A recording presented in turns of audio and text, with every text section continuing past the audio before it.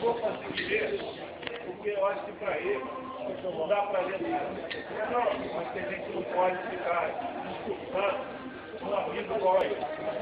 Então eu acho que o que eu tenho que falar está escrito, né, aqui na nossa homenagem ao Adail, que é dedicação, amizade e companheirismo.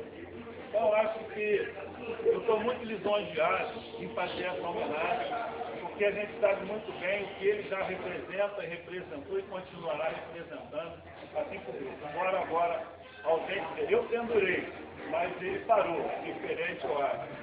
Mas de qualquer maneira será sempre bem-vindo, a hora que quiser botar chuteira, eu serei um torcedor e um cara que me animou muito a eu tentar chegar aos 75 anos com essa disposição toda.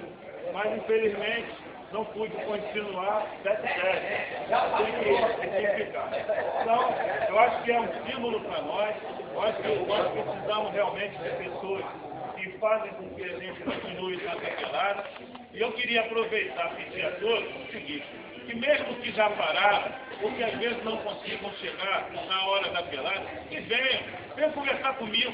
Por exemplo, que eu tenho vindo aí, mas não consigo conversar com os veteranos, porque às vezes eles ficam em casa cansados.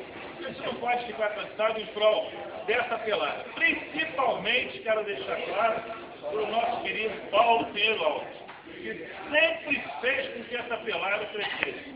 Vinha de anda correndo para jogar, tem testemunhos aqui. Então acho que a gente precisa dar força para a rapaziada, para continuar com o grupo. Eu não tenho neto, não tenho filho, mas trago pelo menos no coração que eu possa chegar aqui, vocês bem e torcer para um para outro. Eu gostaria que nós pudéssemos agora dar uma toma de salva. Valeu!